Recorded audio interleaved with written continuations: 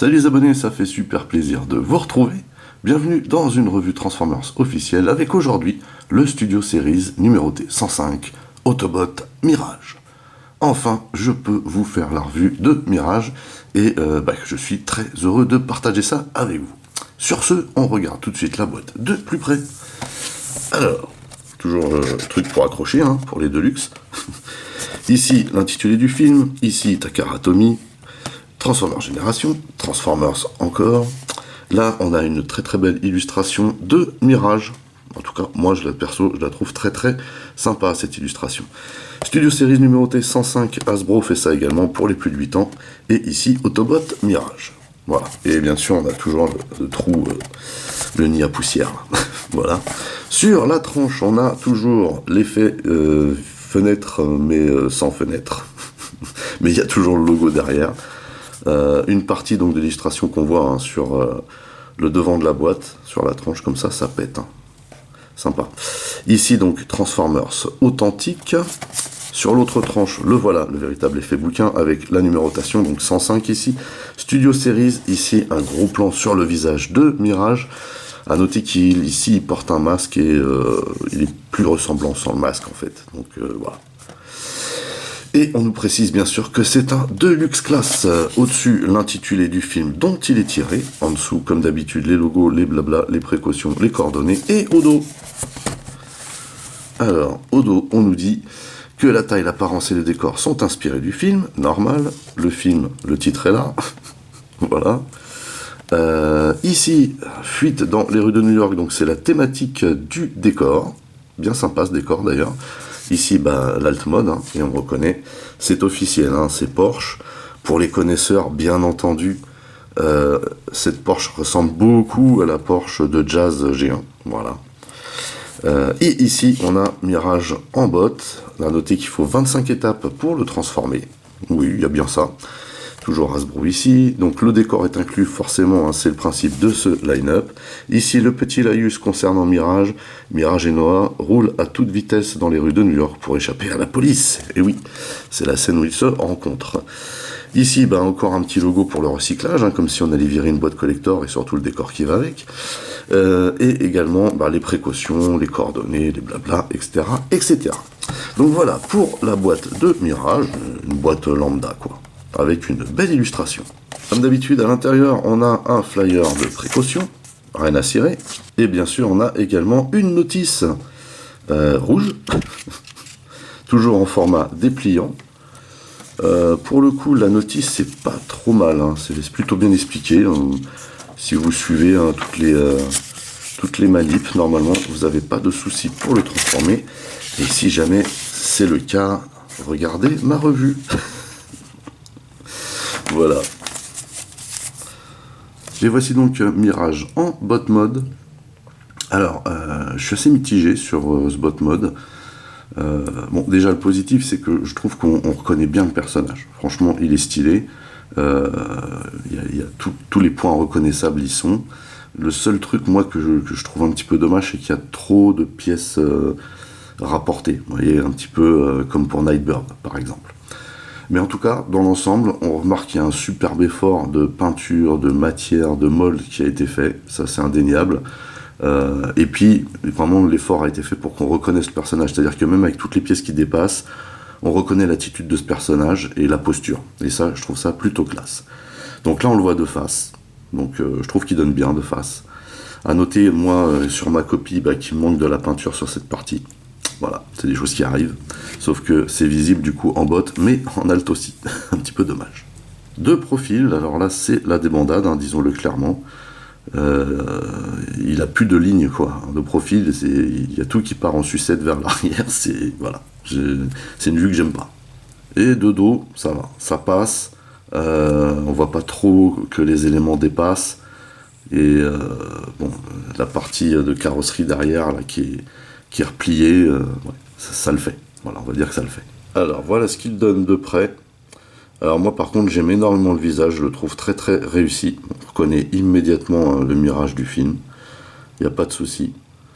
Ainsi que le poitrail. Franchement, je la trouve très très bien réalisée, cette tête. Vraiment très très classe. Et les petits effets là sur les épaules aussi. Le poitrail est très très stylé, il est bien à sa place, il y a tout ce qu'il faut. Si ce n'est que moi j'ai une partie qui n'est pas peinte. On voit qu'il y a énormément de moldes sur le corps, ici aussi sur les bras, avec les effets translucides ici, les petites applications de peinture bleue qui donnent bien. Et vraiment très très stylé. Là on reconnaît bien cette partie là aussi, hein. C'est vraiment une partie qu'on reconnaît bien sur ce personnage. Ici, on a des molds voilà, un peu mécaniques et on a cette partie pied que je n'aime pas du tout.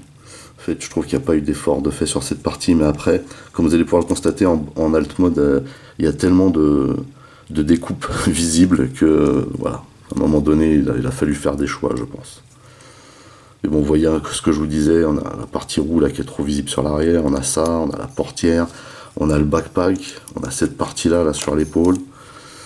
Voilà, je trouve ça un petit peu rajouté. Vous voyez qu'on a un creux ici, hein. Par contre, bon, sur la figurine, il n'y a pas trop de creux, hein. Sur la figurine en elle-même, ça va.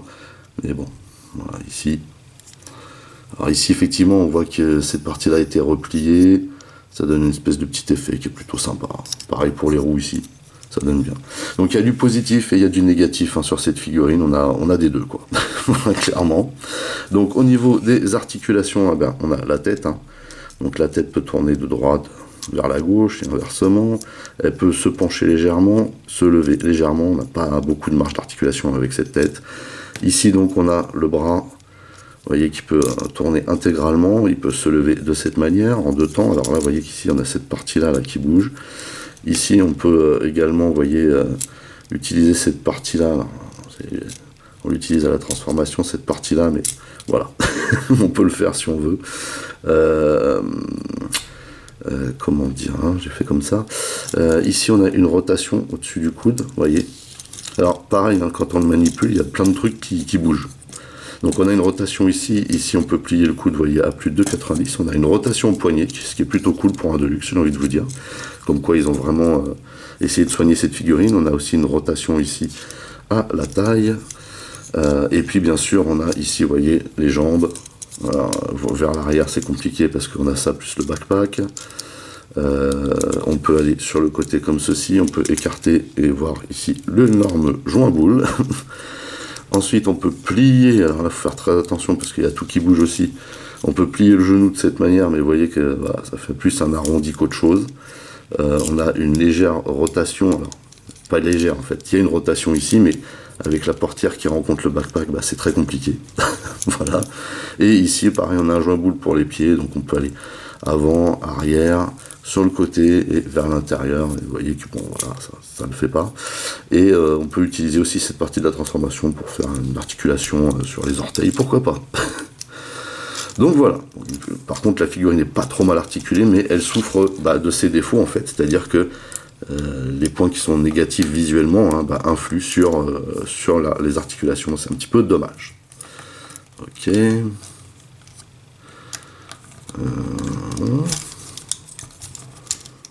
Voilà.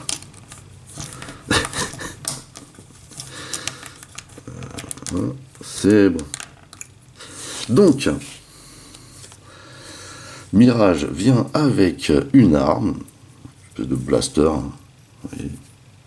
Ouais, c'est pas ouf. Au moins, elle a le mérite d'en avoir une. Mais c'est vrai que c'est pas ouf. Hein.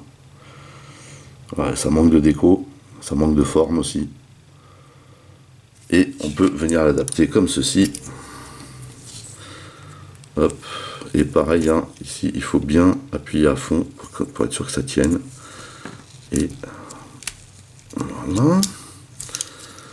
Voilà. Et là, du coup, il peut tirer.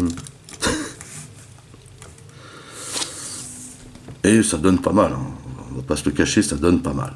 Bon, par contre, à savoir qu'il n'y a pas de point de stockage pour cette arme sur le bot. Bien sûr, Mirage vient avec son décor. Perso, c'est le décor que je préfère de toute la gamme. Voilà. Après, c'est moi. Hein. Donc, Transformers indiqué ici, le logo Transformers, ici, Transformers Génération, ici, Transformers Authentique, ici, Transformers Rise of the Beast, ici, numéro 105, Studio Series, toujours pas le nom du robot et on peut venir positionner Mirage dans son décor et franchement ça pète. Avant de passer à la transformation, un petit photoshoot de l'équipe des Autobots de Rise of the Beast. Bon, bien sûr, il manque Wheeljack, hein, ce sera pour la prochaine fois. En tout cas, déjà là, on voit bien qu'ils claquent ensemble. Franchement, j'aime beaucoup ce qu'ils donnent en bot. Et puis là, avec la star du film au milieu, c'est énorme, quoi. Non, franchement, ça déchire. Allez, c'est parti pour la transformation de Mirage. Alors, tout d'abord, on va commencer par sortir cette partie-là. On va tirer, faire attention parce que bon, c'est quand même relativement fragile. On va déplier de cette manière et en même temps, on va venir assembler ça gentiment comme ceci. Ensuite, on va venir ici et on va remonter cette partie-là en écartant légèrement comme ceci sur les côtés. Voilà. Et on va venir assembler du coup cette partie-là. Mais avant, il faut venir ici déloger. Vous voyez, sur cette partie-là, là, on va tirer un peu et sortir ici pour donner du champ. Voilà. Et vous voyez qu'on va ici faire rentrer cette partie-là. On a des petits pegs ici, hein, vous voyez, qui viennent fixer cette partie-là. Là. Ceci fait, on va venir ici et tourner. Vous voyez, on va pousser cette partie-là et faire pivoter à ce niveau-là la partie basse. On va ensuite tirer comme ceci, vous voyez comment ça vient. Alors ici, il n'y a rien que pour loquer hein, dans cette posture. C'est censé rester comme ça, mais ce rivet-là, il est un peu light. Donc on tire comme ceci et on va venir rabattre cette partie-là, vous voyez, ici à l'intérieur. Comme ceci. On va descendre les jambes et ça va venir se loger de cette manière. Vous voyez. Donc voilà pour cette partie. Maintenant, on va descendre un peu les jambes et on va s'occuper des bras. Et les bras, vous voyez qu'on va les descendre comme ceci. Alors, normalement, ils sont censés être vers le haut comme ceci. Et là, il y a un petit clips. Voilà. On va mettre ça dans cette position. Pareil ici. Petit clips. On met ça dans cette position. De façon à ce que l'aile ressorte bien. Et ici, on va venir descendre les roues.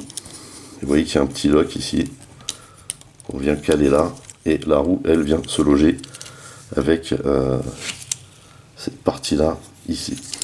Donc on écarte un peu pour éviter de casser le peg. Et voilà, ça vient se loger comme ça. Ensuite, on va pouvoir terminer de positionner les bras. Vous voyez, on va les mettre comme ceci et on va bien les rentrer à l'intérieur. Et en même temps, on va les pousser pour qu'ils se loquent de cette manière. Idem ici, on leur donne bien la bonne posture et on vient loquer. Ceci fait, on vient sur les jambes. Alors ici, il faut rabattre cette partie-là de cette manière. Ici, on va venir tirer ce double joint pour positionner la roue, comme ceci. Pareil de ce côté, on va faire descendre cette partie et utiliser le double joint pour mettre le pneu en place, enfin la roue. Et on va positionner ça comme ceci. On va venir au passage faire pivoter la portière. On va la mettre quasi en position. Comme ceci. Voilà. On va s'occuper d'ici également avant d'assembler quoi que ce soit. On va tourner de cette manière et rentrer le pied à l'intérieur également. Ici, on rentre le pied, enfin l'orteil, hein, c'est pas le pied. Et vous voyez que on a toute cette partie-là là, à assembler. On va commencer par la portière.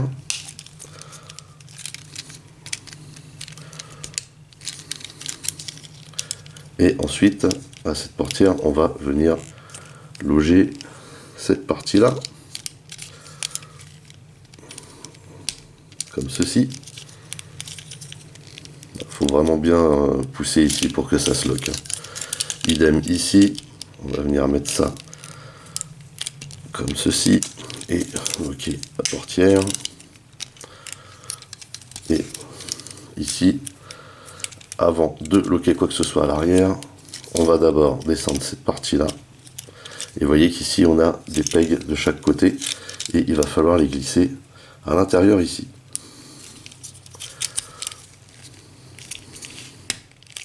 Et de 1. Il y en a toujours un des deux qui est plus dur. Il faut faire attention parce qu'il s'agit de parties translucides. Voilà. Et enfin, vous voyez qu'ici, on a des petites languettes. Hein. On va pouvoir ici... ça, le problème ici, c'est que ça se défait.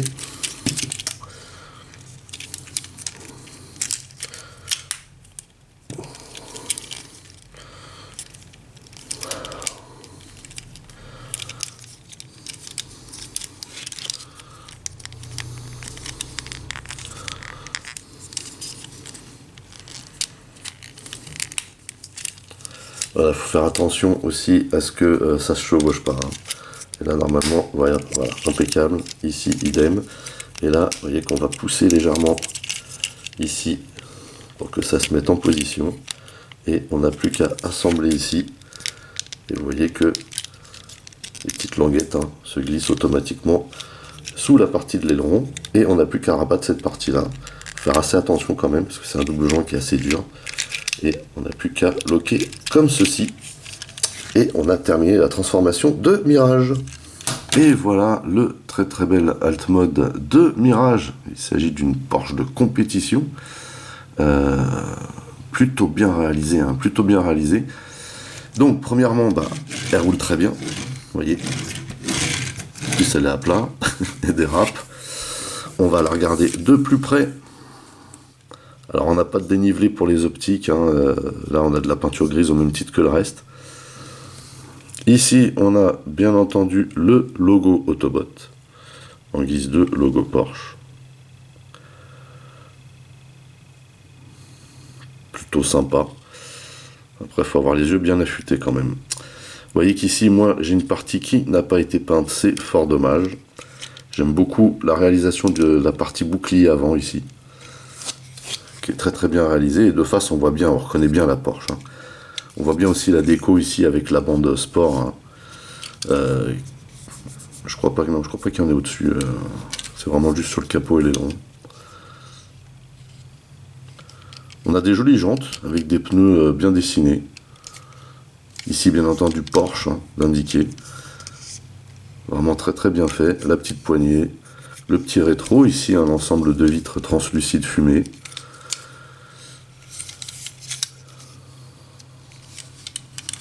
Alors la vue de dessus, pareil, hein, ça ressemble bien à une Porsche de compète. J'aime bien la lunette arrière. Ici on voit hein, que il y a un énorme gap. On va voir ensuite hein, comment on fait pour le boucher ce gap.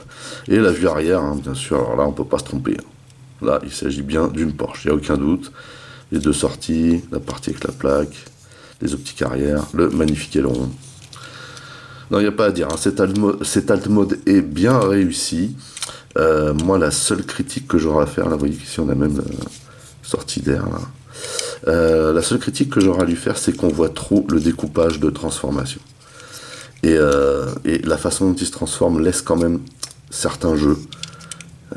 C'est un petit peu dommage. Alors par contre, une fois qu'il est transformé, il est compact, il n'y a pas de doute, mais vous voyez que ce genre de partie-là ou partie-là, ça casse la ligne de la Porsche, c'est un petit peu dommage quand même, quoi, hein, vraiment. Et ils auraient peut-être pu essayer de trouver un autre moyen, mais après, voilà, je sais que c'est pas évident.